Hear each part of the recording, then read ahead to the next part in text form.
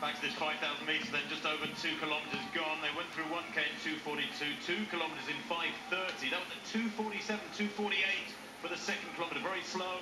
And Mo Farah's had enough as they were approaching the 2,000 metre mark down the back straight. Mo Farah surged, and immediately that move was covered by Ibrahimov there, who's alongside him in the 4th place now, and they're gradually reeling in the Russian Rybakov, who has been the leader at 4 laps. Rybakov had a lead of 4 or 5 seconds. Well, you can see now it's not much more than 4 or 5 metres.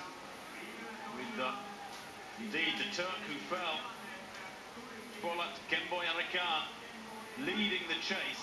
And I think it's because he went to the front and started closing the gap on the Russian. Mo Farah responded. He saw the signs. Arikan has run 13:05. He has to be respected. It's not a 5,000 yet this year, but Mo Farah well aware that you can get out Fox in a 5,000 if you make gaps too big, and especially with an athlete who's come close to 13 minutes. Back to a pack again, and Rybakov, well, he's had a go at making the pace healthy, but he's done all the work so far. As they come through below us, he'll see 6 laps to go. 17 degrees in the stadium, by the way. I said it was a little bit cool, had a bit of breeze. That's why we've got our coats on, as they just gone past halfway, in effect, in this 5,000. We're looking for the next bit at 3 kilometres. That'll be an interesting one, but,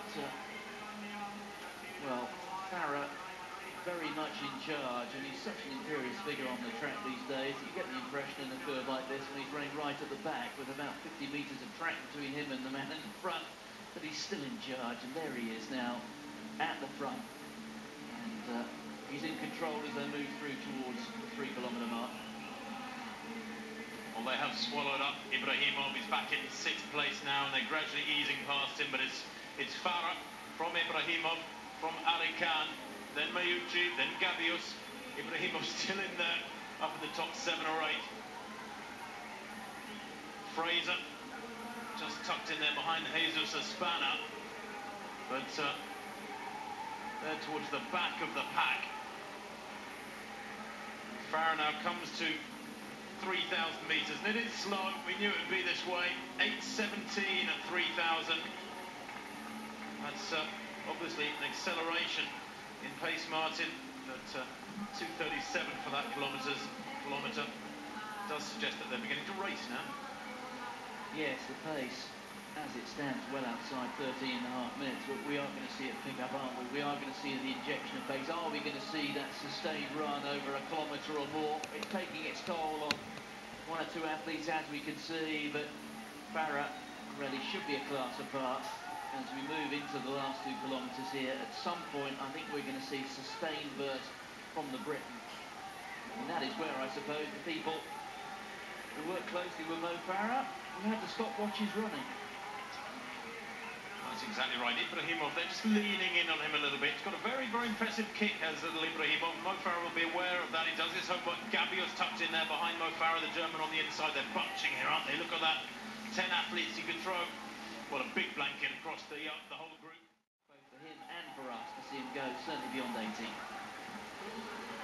3 laps to go then, as they come through the line below us now, and nobody's really turned it on. Just to turn the clock back a minute, I think I said 2:37 for that 3rd kilometre. It was 2:47. It really wasn't a quicker one. They haven't started racing as yet, and they still haven't, frankly, as they head up to the back straight. They'll see 4 kilometres. They've got 2:42, and that, of course, was just the aggressive running of Rybakov. Then 2:48, 2:47, and Mo's leaving this wind up late. I think it is really a test of his closing speed, but your guess is as good as mine as to just when he'll decide to make that move, Mo Farah, because here he goes through 4 kilometres, and it's 11:03. Again, it's nothing to really shock the statisticians.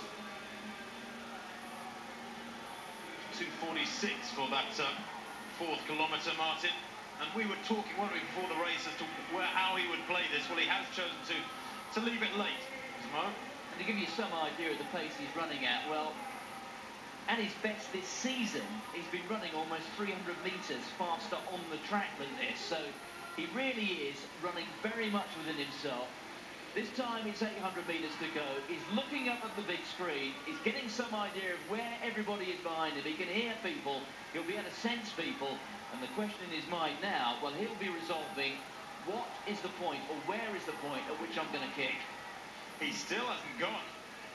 That's a last lap with 63 seconds. That's not an acceleration of any real significance from Mo Farah. Now he's beginning to lengthen his stride. Just over 600 to run.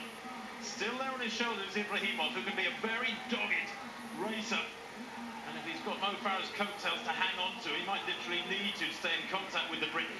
But in third place, third zone, let's forget about Ali Khan, the former Kenyan, now in the colours of Turkey.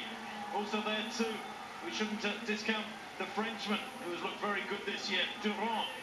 He ran 13:17 in Lille just a couple of weeks ago. Mo Farah still hasn't pushed hard, still hasn't run hard. This lap will be down there towards 60 seconds. They go through 61.51, and it's still nothing that special. He's run a 63 and a 61 to make the last 800 metres, about 2:04, 2:05, and as he goes into the back straight, this is the sort of scenario that may unfold in London. I personally don't think it will. I don't think Mo really needs to jog what is for him virtually jog 11 laps, 11 and a half laps, and then kick hard. Now he goes away down the back straight. The gap's 3 metres. Mo Farah with Ali Khan of Turkey in second place. Durand in third.